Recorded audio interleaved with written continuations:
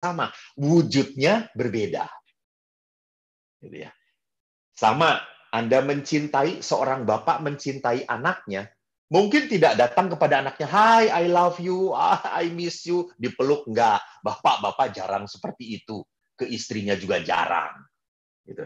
Tapi ke istri orang lain mungkin sering gitu, "Halo, halo," gitu ya. Ke istrinya sendiri aja nggak pernah kayak gitu ya. Tetapi apakah dia tidak menyayangi anaknya? Menyayangi dengan cara yang berbeda dengan ibunya.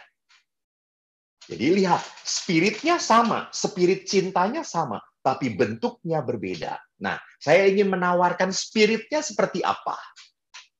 Maka spirit pelayanan kaum awam itu saya akan timba dari apa yang ditulis dalam Dekrit Konsili Vatikan kedua. Jadi maaf Bapak Ibu, kalau Bapak Ibu saya perlihatkan tulisan-tulisan ya. Kalau Anda bosan, ya didengarkan saja, nggak perlu dibaca. Memang tulisannya sepertinya kecil-kecil gitu, nggak apa-apa. Nanti saya akan share kepada Pak Irwan untuk apa? Untuk makalahnya, kalau Anda ingin punya yang tertulisnya.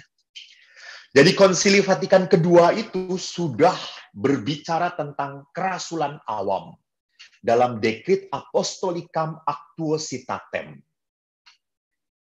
Di dalam dekret itu ada beberapa saran, ada beberapa kerangka pagarnya supaya pelayanan itu ada dalam koridor pagar yang sama, nggak acak-acakan. Jadi jangan pernah lupa bahwa gereja itu mau membangun komunitas, Jadi gereja itu bukan membangun perpecahan, salah. Gereja itu membangun komunitas. Jadi setiap komunitas persekutuan doa, komunitas pelayanan, komunitas liturgi harus selalu masuk ke dalam apa? Ke dalam gereja, menyatu di sana. Maka pertama di dalam pendahuluan dikatakan bahwa kerasulan awam itu sudah ada sejak zaman gereja perdana. Saya tulis di Kisah Para Rasul bab 11, ayat 19 sampai 21. Saya tidak tulis kitab sucinya karena saya yakin prodiakon pinter pegang Alkitab, pegang doang, belum tentu bacanya gitu ya. Jadi saya bacakan ya di sini. Kisah Para Rasul bab 11 ayat 19. Sementara itu banyak saudara-saudara telah tersebar karena penganiayaan yang timbul sesudah Stefanus dihukum mati. Anda ingat, Stefanus adalah martir pertama. Bahkan dia dibunuh di depan Saulus. Jadi setelah terjadi pembunuhan Stefanus, orang-orang pengikut Kristus tersebar sampai ke Venesia, Siprus, dan Antioquia. Tetapi orang-orang ini memberitakan Injil hanya kepada orang-orang Yahudi saja. Ayat 20, akan tetapi di antara mereka ada beberapa orang Siprus, ada orang Kirene yang tiba di Antioquia dan berkata-kata juga kepada orang-orang Yunani dan memberitakan Injil bahwa Yesus adalah Tuhan. Dan tangan Tuhan menyertai mereka. Dan sejumlah besar orang menjadi percaya dan berbalik kepada Tuhan. Apa yang mau dikatakan oleh penulis Kisah Para Rasul? Konon katanya adalah murid-murid Santo Lukas. Di sini mau diperlihatkan bahwa para pewarta itu tersebar dari zaman dahulu dan katakanlah tidak teratur. Siapapun boleh. Yang paling utama adalah apa? Mewartakan Kristus. Jadi yang paling utama adalah mewartakan Kristus. Yang pertama. Yang kedua, Tuhan menyertai mereka. Jadi lihat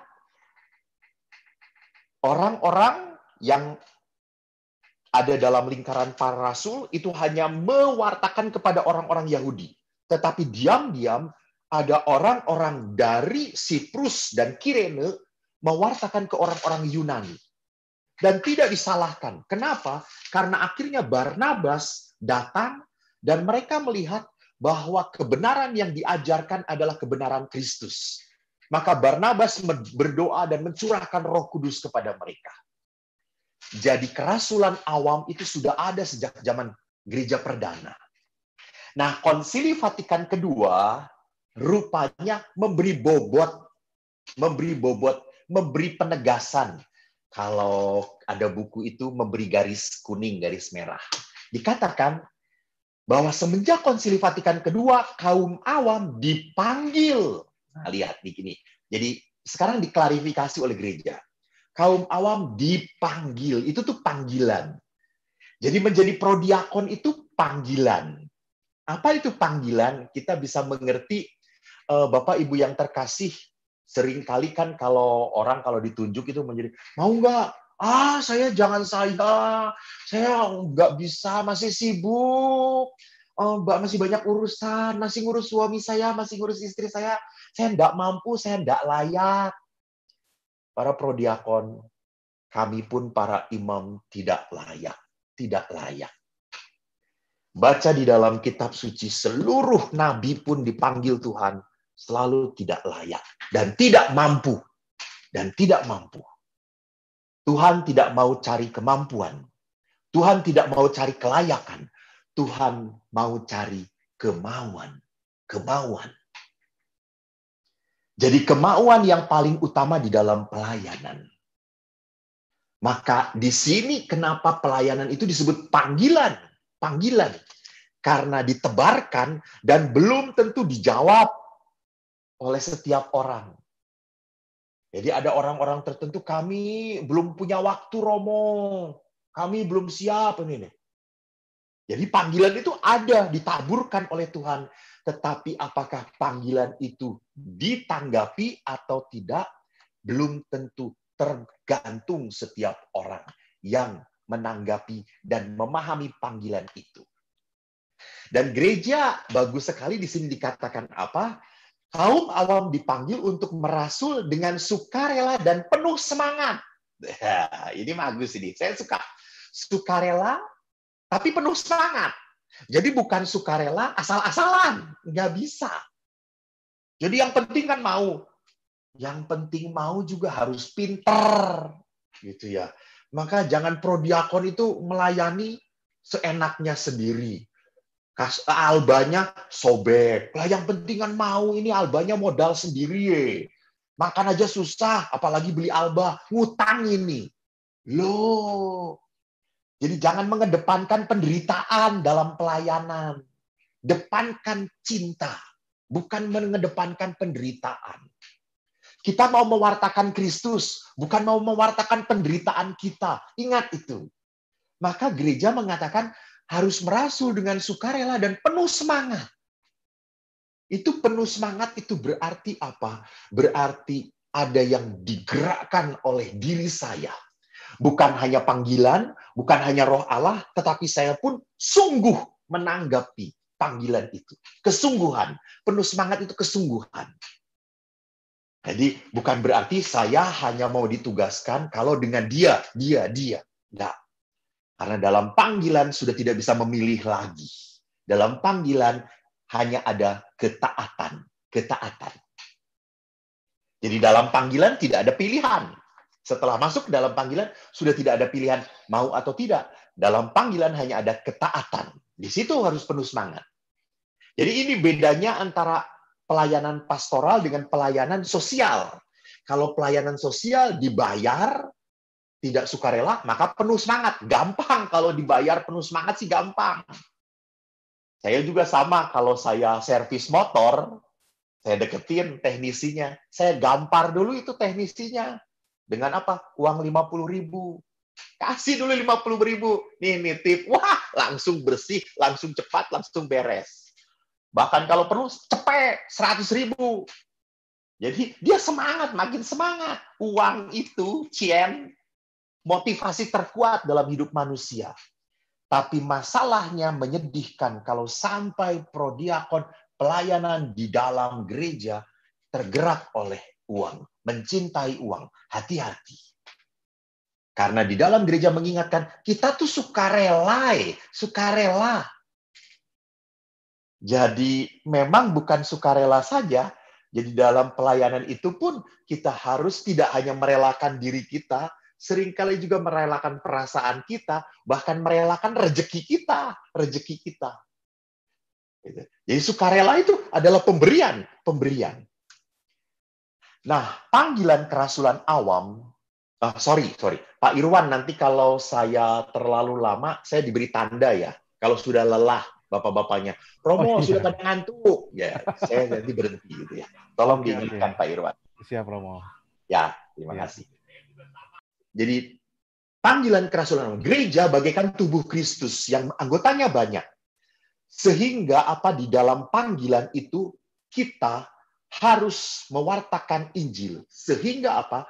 Menggarami sebanyak mungkin orang, seluruh umat manusia, dan terarah pada Yesus dan diselamatkan oleh Yesus.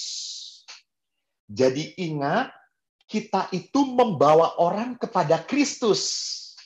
Bukan kita penyelamat, bukan. Kita ini hanya yang membawa umat kepada Kristus. Ingat bacaan dalam pertemuan bulan kitab suci. Bulan kitab suci yang ketiga.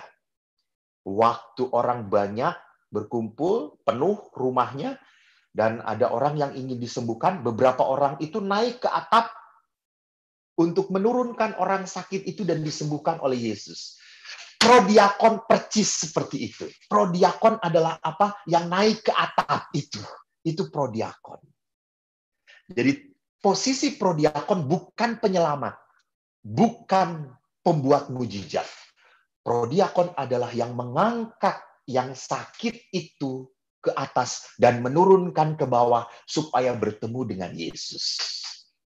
Jadi tugas prodiakon, kerasulan awam adalah apa? Membuat orang berjumpa dengan Tuhan. Berjumpa dengan Tuhan. Jadi jangan sampai kata-kata kita, tindakan kita, membuat umat terhalang bertemu Tuhan. Ngerti maksud saya gitu.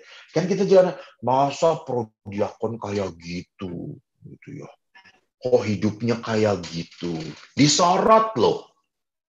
Jadi kalau sampai seperti itu dan umat banyak ngomong, itu berarti benar. Tapi kalau satu umat yang ngomong, berarti sentimen. Jadi kan kita harus mengerti juga mana yang harus ditanggapi dan mana yang tidak perlu ditanggapi. Gitu. Jadi kalau tugas kita tahu, sadar, membawa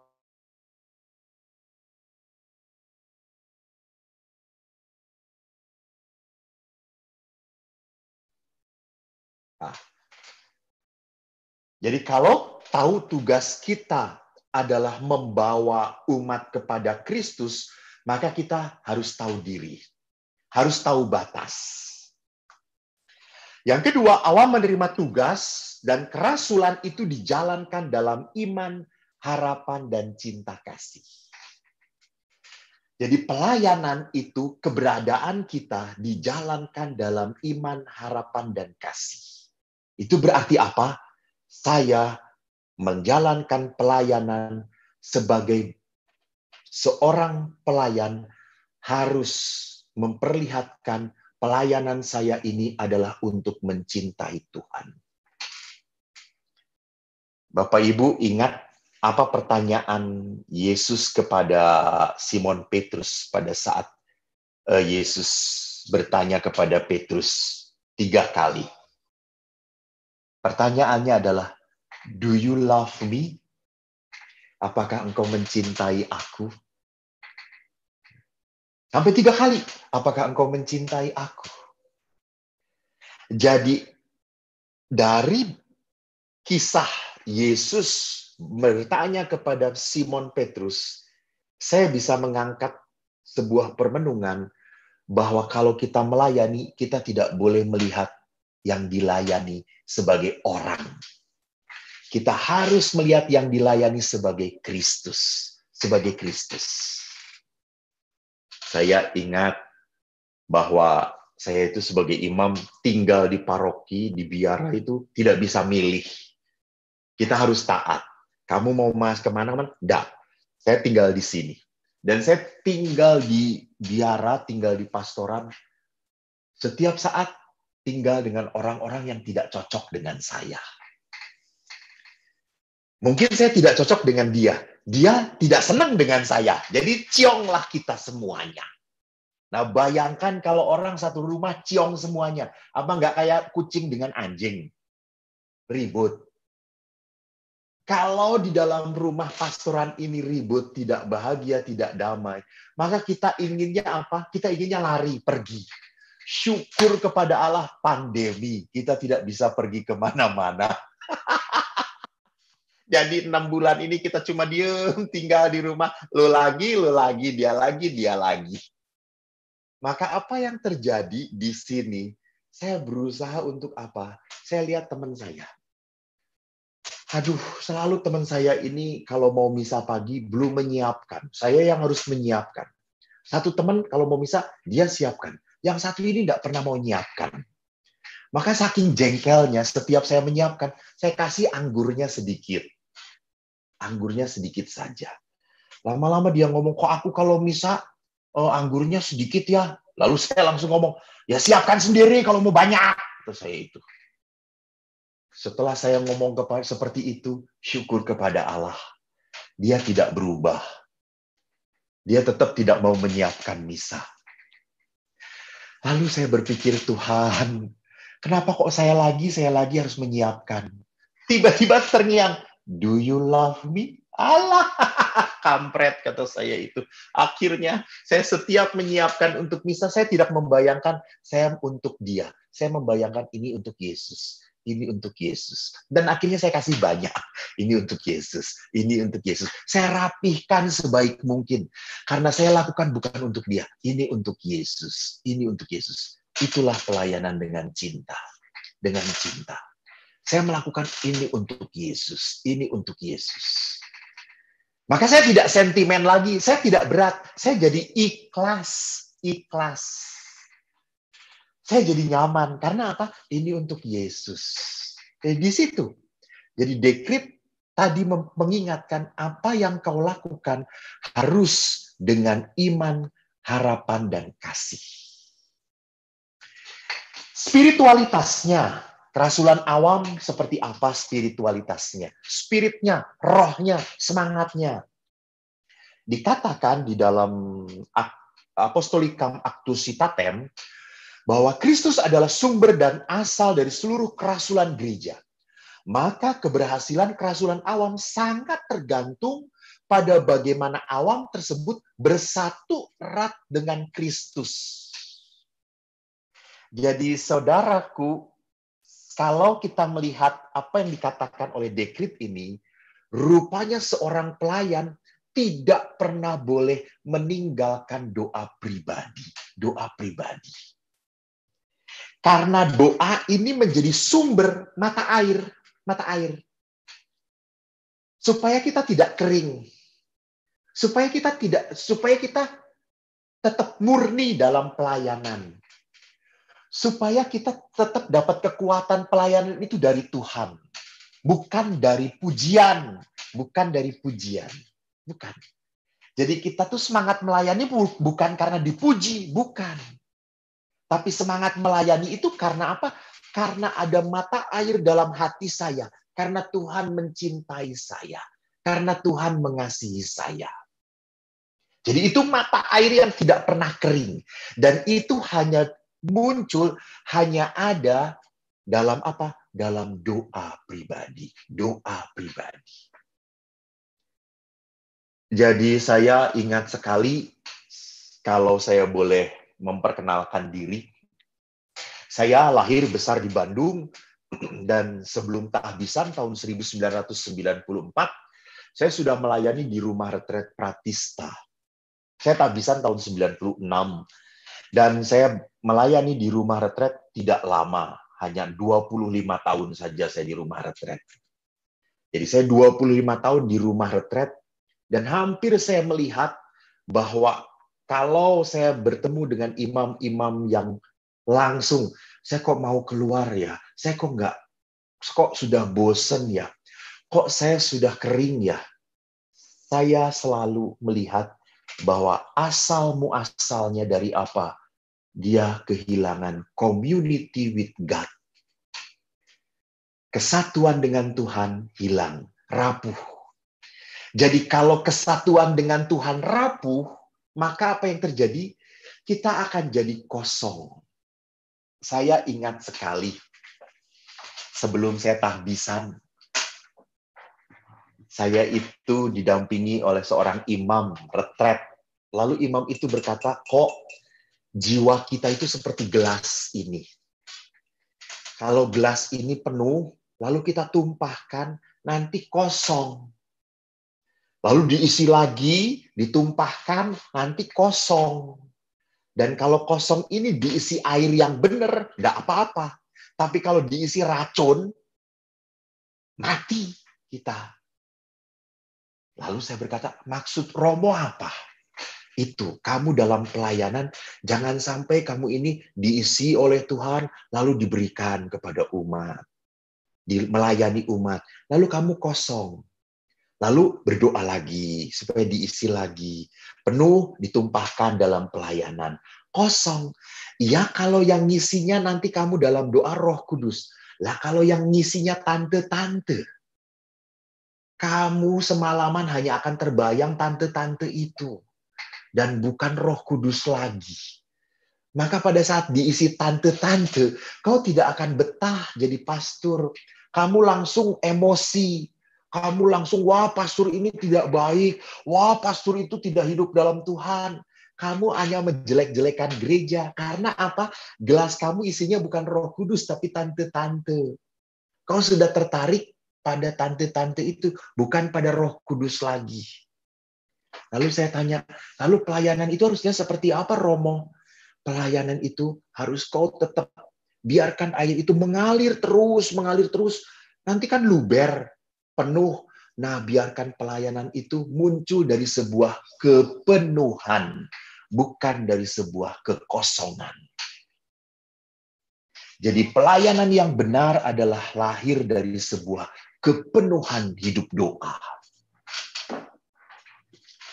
Maka lebih jelas sekali dikatakan di dalam dekrit itu bahwa seorang pelayan Rasul Awam harus selalu merenungkan sabda Allah. Sehingga bisa menemukan Allah dalam segala hal.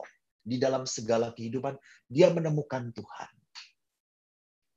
Di situ pentingnya. Jadi kalau kita doa, kita itu menjadi peka. Hati kita itu menjadi orang yang murah hati. Nah, apa yang tujuannya harus dicapai?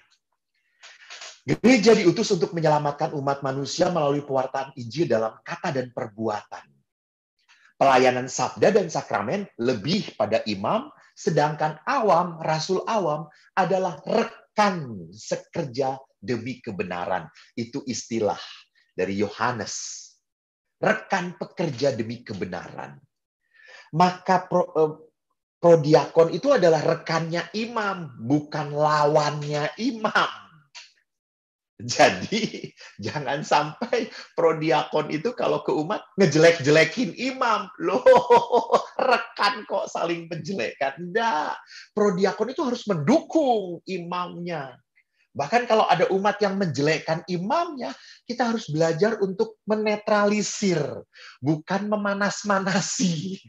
Bukan, memang romonya kayak gitu, memang ya, ayo kita berdoa supaya dipindahkan saja.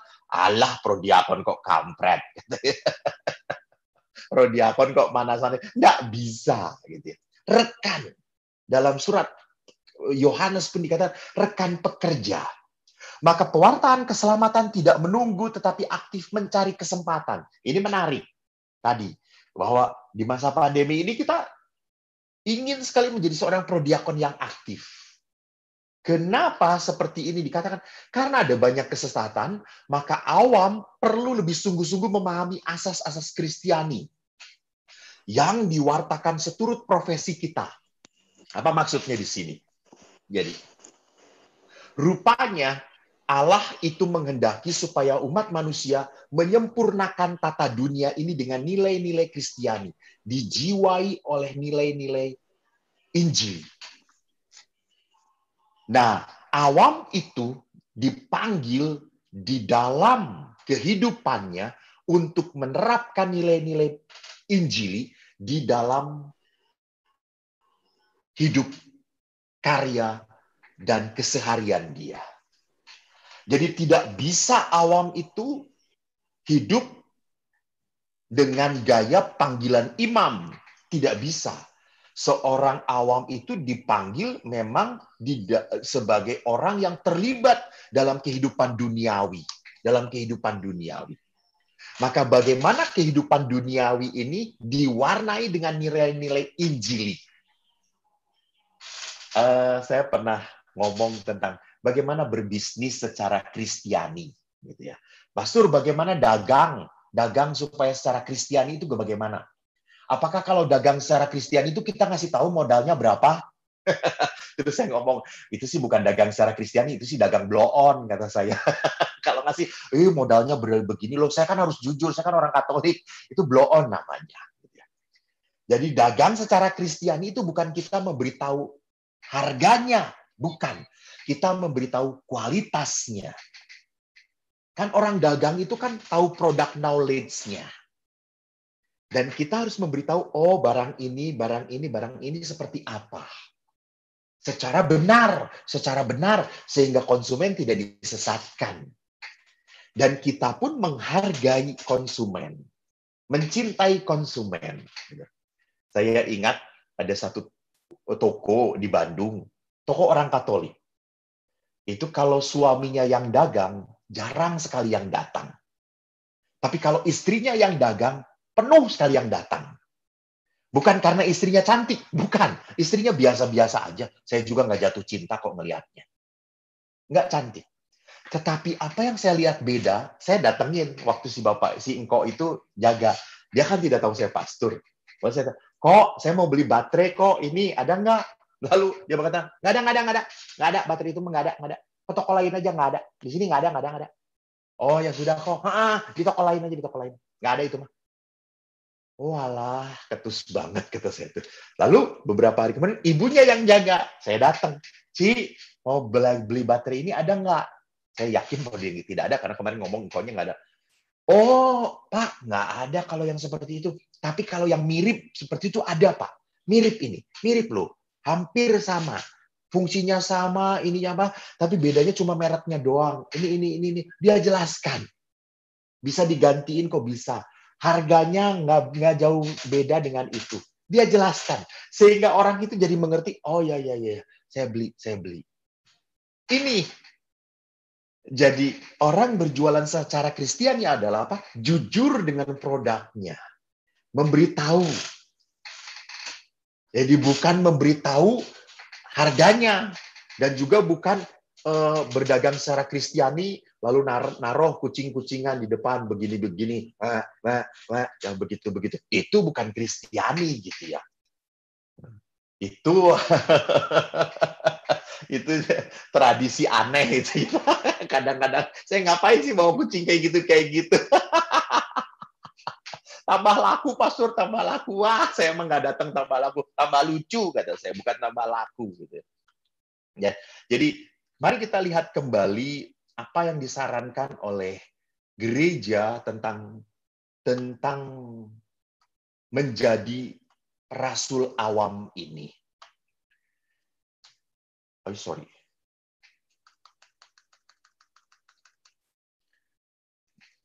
Nah, bidang-bidang kerasulan apa yang pertama? Jadi rupanya bidang kerasulan yang pertama yang disasar oleh gereja adalah apa? Keluarga. Kenapa keluarga? Keluarga adalah sel paling kecil dari masyarakat. Setan itu tahu, kalau mau menghancurkan masyarakat, hancurkan saja keluarga terlebih dahulu. Kalau keluarga hancur, masyarakat juga kacau balau.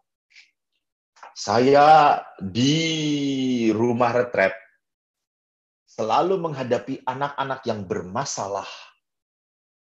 Dan seringnya, tidak semua, seringnya dari keluarga broken family. Pertama. Yang kedua, seringnya dari keluarga yang papahnya dan mamahnya berjauhan. Jadi, no time for our children. They have time to raise the money. Gitu ya. Jadi kalau dalam keluarganya orang tuanya hanya berfokus pada tambah rezeki, tambah rezeki, tambah rezeki, anaknya umumnya menjadi troublemaker. Maka keluarga di dalam kerasulan menjadi yang pertama dan utama. Jadi sekali lagi, bahwa bidang kerasulan dari prodiakon pun harus menyasar pada keluarga-keluarga. Karena ini adalah keprihatinan dari Bapa Suci. Keluarga kalau punya kekuatan, punya kesatuan melalui doa, maka keluarga ini akan menjadi keluarga yang tidak terceraikan. Kerasulan kedua adalah apa? Anak muda, kaum muda. Ingat, gereja itu hidup bertahan oleh orang muda. Orang muda. Dan menyedihkannya kenapa orang muda sekarang itu kok banyak yang tidak mencintai gereja. Karena orang muda kehilangan figur, kehilangan contoh. Dia hanya melihat orang tuanya pinter nyuruh, tapi tidak pernah memperlihatkan teladan. Jadi nggak ada keteladanan. Ini yang membuat anak muda kecewa. Jadi anak muda itu ingin bareng-bareng. Jadi jangan sampai kamu doa ya. Lalu papanya malah merokok. Lah papa nggak doa. Papa nanti. No. Anak muda ingin, ayo kita doa. Jadi anak muda sekali lagi ingin keteladanan. Bukan hanya perintah.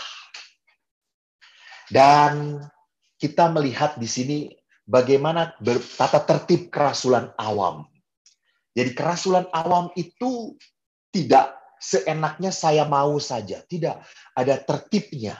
Dikatakan di dalam dekrit, kerasulan awam disaturagakan dengan kerasulan gereja. Dipimpin oleh hierarki. Maka semua bentuk kerasulan awam dalam gereja perlu saling menghargai dan diatur selaraskan oleh hierarki. Jadi disinilah tugasnya seorang gembala. Seorang gembala itu menyatukan semua bentuk kerasulan supaya apa? Membangun gereja. Membangun persekutuan gereja.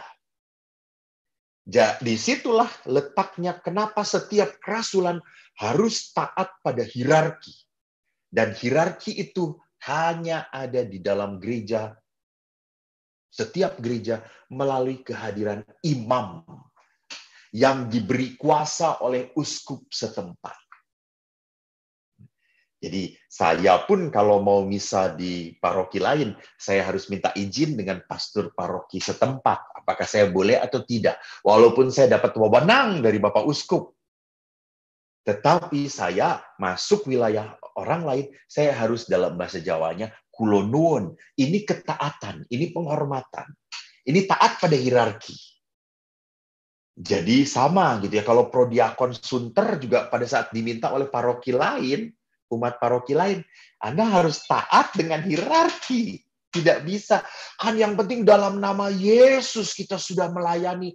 Weh, Yesus nggak ngawur deh. Yesus harus taat dengan hierarki. Jadi bukan atas nama Yesus, atas nama kasih Anda merobak seluruh aturan. Tidak bisa. Kita harus dalam kepatuhan hierarki. Lalu, hak dan tugas merasul melekat pada imam, religius, dan awam Katolik berkat sakramen permandian dan penguatan. Jadi, memang para rasul awam ini sekali lagi tugasnya adalah apa? Membantu dan melengkapi tugas para imam. Jadi, di situ kita harus mengerti posisinya, tugas para imam yang akan kita kedepankan. Nah, saya sudah memperlihatkan bagaimana dekrit ini berbicara tentang kerasulan awam. Apa spiritualitasnya, apa tata tertibnya, bentuknya seperti apa. Jadi sekarang kita melihat bagaimana hati seorang rasul awam. Saya memberikan sebuah kutipan yang menjadi favorit bagi saya dari Ibu Teresa Kalkuta. Ibu Teresa berkata, buah dari keheningan adalah doa. Buah doa adalah iman. Buah iman adalah kasih. Buah kasih adalah pelayanan. Dan buah pelayanan adalah kedamaian. Maka kalau orang mau damai itu harus melayani. Melayani. Dan pelayanan yang benar itu muncul dari apa? Dari kasih. Dari kasih. Bapak Ibu, apa lawan kata kasih? Lawan kata kasih itu bukan benci. Lawan kata kasih itu bukan tidak mengasihi. Lawan kata kasih adalah tidak peduli. Tidak peduli. Jadi kalau orang sudah tidak peduli lagi, berarti dia tidak mengasihi lagi. Kalau orang sudah mengatakan, lihat istrinya kayak gitu, anak-anaknya gitu, sudahlah terserah, gimana mereka aja, berarti Anda sudah tidak mengasihi lagi. Kalau Anda diminta untuk pelayanan dan Anda berkata, cari orang lain saja, berarti Anda sudah tidak peduli. Berarti Anda sudah tidak mengasihi gereja, tidak mengasihi Allah lagi. Jadi, kasih itu harus menjadi dasar dari sebuah pelayanan. Dan kasih itu hanya dikuatkan oleh iman. Hanya dikuatkan oleh iman. Dan iman itu tumbuh dari sebuah doa yang tekun. Doa yang tekun. Dan doa yang tekun dan benar itu hadir, lahir dari sebuah keheningan batin, keheningan hati. Saya teringat sebelum saya share tentang spiritualitas pelayanan, seorang prodiakon sharing dengan saya. Selama pandemi, beliau ini seorang dokter yang sangat ternama di rumah sakit Borromeus, internis, pinter sekali, lulusan Jerman, dan sangat disiplin. Beliau menjadi prodiakon, menarik kisahnya. Jadi beliau ini punya suami juga seorang dokter ahli ginekologi kalau tidak salah. Terkenal. Sampai akhirnya suaminya kena sakit. Dan setelah kena sakit, istrinya berdoa, Tuhan pulihkan suamiku. Aku berjanji, kau memulihkan suamiku, aku akan hidup di dalam engkau. Dan rupanya doanya didengar. Dan suaminya pulih, sehat kembali, bisa jalan, tidak tremor, tidak stroke, normal. Dan ibu ini akhirnya masuk dalam pelayanan sebagai seorang prodiakon. Beliau sangat semangat, disiplin karena sudah terkenal disiplinnya. Lalu karena pandemi tidak lagi bisa melayani. Kemudian dia beberapa hari yang lalu telepon saya. Romo, saya mau sharing. Oh boleh dok, boleh silakan. Lalu dia sharing. Romo, saya sudah tidak bisa kemana-mana lagi. Saya sudah di atas 60 usianya. 70 sekian something, aku lupa. Lalu sekarang apa yang dokter lakukan? Romo, saya sekarang memberikan pelayanan doa, Romo. Saya doa. Semua saya doakan. Saya berdoa. Saya punya banyak waktu doa, Romo. Saya masih konsultasi. Kalau ada pasien yang konsultasi, saya hanya konsultasi lewat telepon. Saya layani. Saya tunjukkan. Kamu harus ini, kamu pergi ke sini. Obat kamu ini. Dan saya lakukan itu dengan gratis, Romo. Saya lakukan. Romo, aneh Romo. Setelah saya banyak doa, saya sering doa. Saya tuh keinginan saya jadi tidak neko-neko. Saya itu sekarang kalau lihat lemari, ada ada tas 5, 10. Saya ngomong, saya hanya punya 3 saja. Yang ini saya kasihin aja. Saya lihat barang banyak, saya ngomong, nggak perlu, beri saja. Saya mendengar tetangga kurang COVID, saya ngomong ke pembantu saya, belikan, beri. Setelah saya banyak doa, Romo, saya kok jadi malah tidak takut dengan kehidupan saya, Romo. Jadi rupanya apa yang saya mau katakan, orang berdoa, makin keinginannya, makin tidak kemana-mana. Dia tidak menjadi rakus. Doa itu justru makin membuat orang puas dengan Tuhan. Puas dengan Tuhan. Ini, the fruit of silence. Jadi doa yang didasarkan pada bukan pada kerakusan, itu akan menghasilkan iman yang kuat. Cinta yang benar, pelayanan yang tangguh. Maka kalau kita sekarang kembali kepada spiritualitas pelayanan, sebelum kepada spiritualitas pelayanan, supaya para prodiakon tidak bosan, kita nyanyi dahulu ya. Saya sudah capek kalau ngomong terus. Kita nyanyi apa? Hati sebagai hamba. Ini bagus sekali. Lagu Hati sebagai hamba. Saya share screen ya, supaya para prodiakon bisa nyanyi. Anda boleh nyanyi keras, asal nggak fales.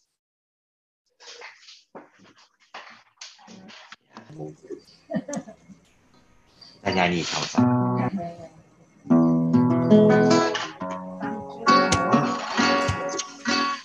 Ku tak membawa apapun juga saat ku datang ke dunia.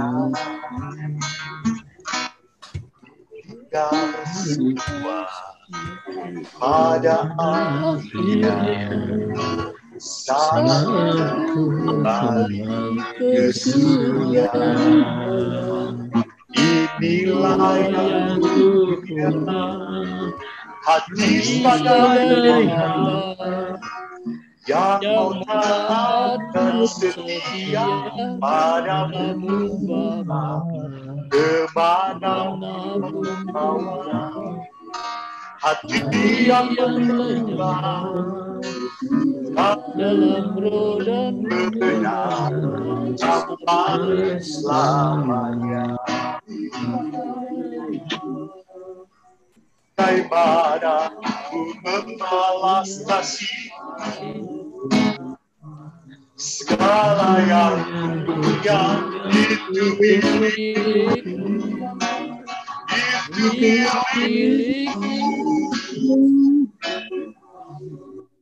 Inilah yang ku punya, hati sebagai hamba yang taat dan setia padamu, Bapa, kemanapun kau bawa.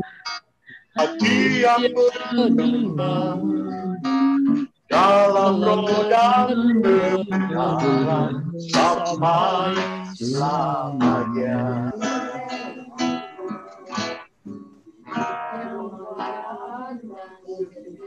Terima kasih. Nanti kita nyanyi lagi ya. Sekarang saya ingin memasuki spiritualitas pelayanan.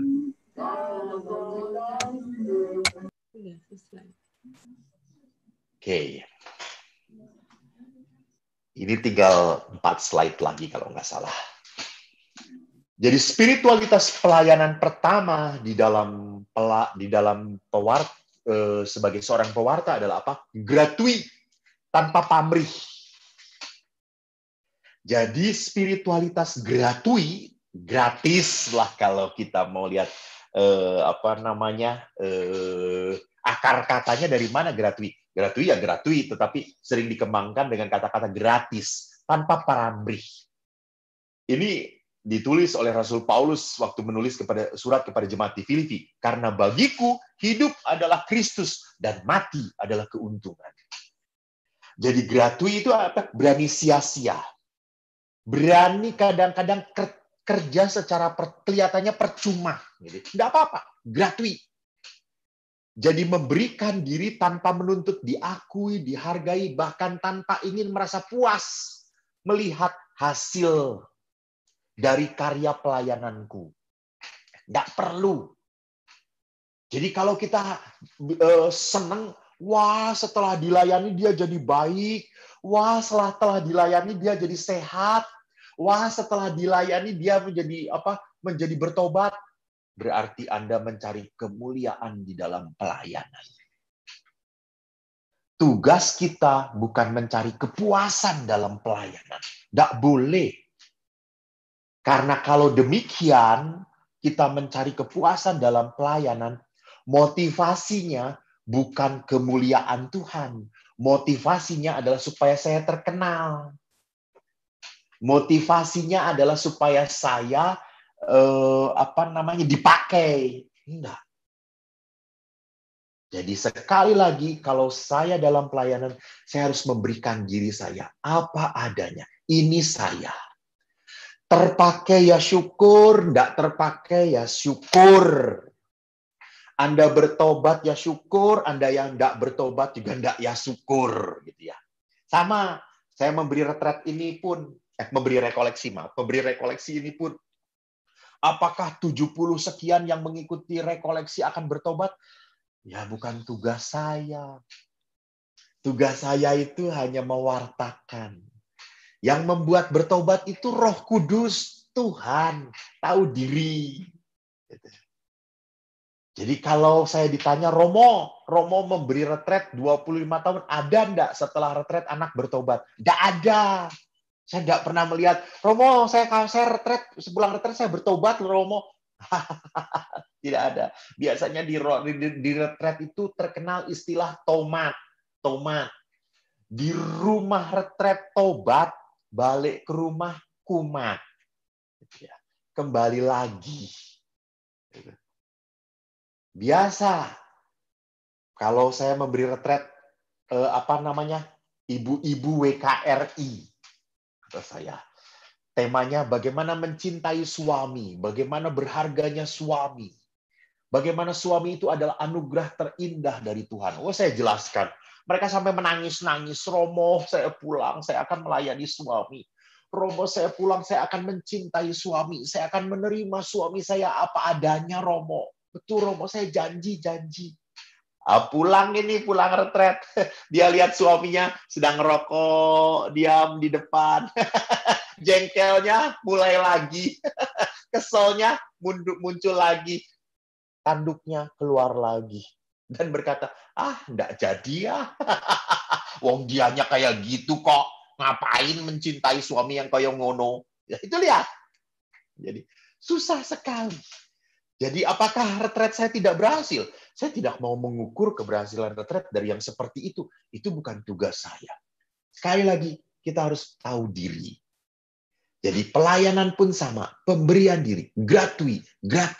Seperti Yesus memberikan hidupnya. Seperti Yesus memberikan dirinya.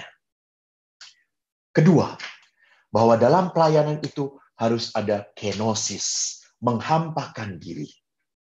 Dikatakan dalam surat Rasul Paulus kepada jemaat di Roma. Sebab jika kita hidup untuk Tuhan. Dan jika kita mati untuk Tuhan. Jadi baik hidup atau mati, kita ini adalah milik Tuhan. Ini menghampakan diri. Jadi kenosis itu berarti apa? Kedekatan dengan Allah bukanlah suatu status. Apalagi ukuran kekudusan. Bukan. Kedekatan dengan Allah ini adalah anugerah dari Tuhan. Maka saya menjadi pastor bukan saya kudus. Walah jauh. Saya tidak kudus. Saya ini wedus. Saya ini ambu, saya ini bel ketut. Betul. Saya Kalau saya lihat wajah-wajah prodiakon yang ada di Santo Lukas ini, saya yakin para prodiakon lebih suci daripada saya. Saya ini ngawur. Saya ini tak pantas. Saya menjadi imam karena pertolongan Tuhan. Karena kebaikan Tuhan. Karena anugerah Allah. Bukan karena kepantasan saya. Jadi kita pun harus menerima penugasan pelayanan sebagai anugerah Tuhan. Sebagai cara Tuhan supaya saya makin mencintai Tuhan. Ini kenosis. Ini menghampakan diri. Maka walaupun kita tidak bisa melayani lagi seperti dahulu, datang kunjungan bagi komuni, bukan berarti saya kehilangan arti saya. Tidak. Saya masih bisa melayani dengan cara yang berbeda. Saya mau melayani dengan cara yang berbeda. Kenapa? Karena panggilan, karena kehendak Allah, karena anugerah Tuhan memanggil saya untuk ada di dalam pelayanan ini. Dan ingat tadi di dalam Dekrit Konsili Vatikan kedua bahwa seorang pelayan itu harus hidup dari doa, mencari kekuatan dari doa. Dan ini yang tidak bisa dipatahkan oleh kuasa pandemi seperti apapun. Ketiga, pelayanan harus berspiritualitaskan misericordiae, tergerak oleh belas kasihan. Jadi Paulus pun menulis surat kepada Filemon dengan meminta, tolong bebaskan hambaku ini. Walaupun dia budak, bebaskanlah. Karena apa? Paulus tergerak oleh belas kasihan. Dan Yesus di dalam kitab suci dikatakan, melihat penderitaan, melihat sakit, Yesus selalu tergerak oleh belas kasihan. Waktu Yesus mengajak para murid, yuk kita pergi, kita belum makan. Karena banyak orang datang, Yesus tergerak oleh belas kasihan. Apa maksud tergerak oleh belas kasihan? Orang itu jangan jadi orang tegaan. Jadi, dia orang yang tidak tegaan, selalu melakukan apa yang dia bisa lakukan untuk meringankan penderitaan orang lain. Maka tindakan belas kasih itu selalu sifatnya spontan. Spontan. Apa yang dia rasakan bisa dia lakukan, dia lakukan. Spontan. Universal itu artinya apa? Tidak mandang dia pernah melakukan apa ya. Aku punya hutang budi apa? Tidak. Jadi belas kasih itu bukan karena hutang budi. Bukan. Belas kasih itu bukan karena hutang budi. Belas kasih itu karena saya melihat, do you love me? Saya melihat dalam orang yang menderita itu ada Kristus, ada Tuhan. Saya melakukan ini untuk Tuhan, untuk Tuhan. Universal. Dan konkret itu artinya apa? Mengubah orang yang saya bantu menjadi lebih baik. Bapak, Ibu, saya beri kesaksian. Kemarin saya pulang ke rumah. Saya karena hampir setiap bulan saya harus ke Bandung, ada rapat. Kebetulan saya rapat selalu di Bandung. Lalu kadang-kadang saya mampir ke rumah orang ayah saya masih di Bandung. Tapi saya bertemu ayah, saya tidak berani memeluk ayah. Karena ayah sudah 70 tahun ke atas. Saya berjarak, saya hanya membungkuk saja, ayah. Lalu kita cerita, kita ngobrol. Ada adik-adik saya. Tiba-tiba adik-adik saya cerita. Cerita tentang guru kami. Guru kami yang sangat menderita. 3 anaknya tidak mengurus dia. Dan guru kami ini, bapak-bapak, harus mengurus istrinya yang sakit. Dan harus hidup dari uang pensiunan sebagai guru yang tidak seberapa. Sampai akhirnya dia dibantu oleh PSE gereja. Saya kok sedih mendengarnya. Saya 3 tahun diajar oleh guru tersebut. Dan guru tersebut selalu mengajar dengan penuh semangat, penuh dedikasi. Keinginan dia supaya para murid pinter itu kelihatan sekali. Beliau itu kalau ngajar, tidak asal mengajar. Beliau sungguh hadir. Saya waktu mendengar saat ini hidupnya seperti itu, saya sedih. Saya sebagai imam, saya ngomong, saya akan bawa dalam doa saya. Sebagai imam, saya akan bawa dalam perayaan Ekaristi. Saya akan kidungkan doa untuk dia. Tapi lalu sebagai eko, saya ini ingat sebelum berangkat itu saya dapat uang saku. Jadi pastor itu dapat uang saku. Jangan tanya berapa, nggak boleh. Lalu saya berpikir, oh baik, uang saku ini saya berikan saja. Saya amplopi. Saya ngomong kepada adik saya, kamu nanti datang ke rumah guru itu, kasih. Jangan ngomong dari saya. Ngomong saja dari seorang muridnya. Muridnya yang dulu bodoh. Memang saya bodoh pelajaran beliau ini. Merah terus. Ngomong aja, ini dari muridnya yang paling bodoh gitu. Tapi baik saya tidak pernah dimarahin oleh beliau. Ngomong aja. Jangan ngomong dari saya. Bapak Ibu, apa yang terjadi setelah saya beri itu? Saya sukacita sekali, saya senang. Tuhan, terima kasih saya boleh melakukan sesuatu.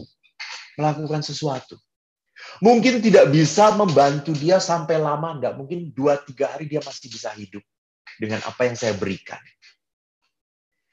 Pulang ke Jakarta, saudaraku yang terkasih. Ada orang yang ngamplopin saya. Tiba-tiba, Romo ini nanti ya untuk pulang ke Jakarta, untuk bensinnya.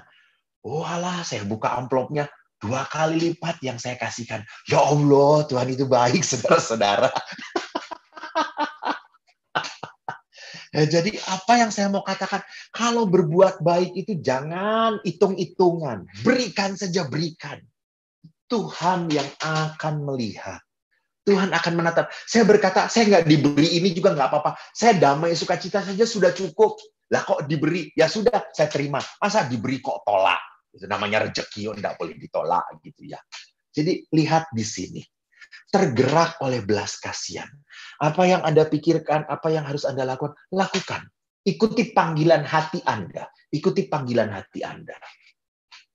Dan yang terakhir di dalam pelayanan adalah fidusia, percaya.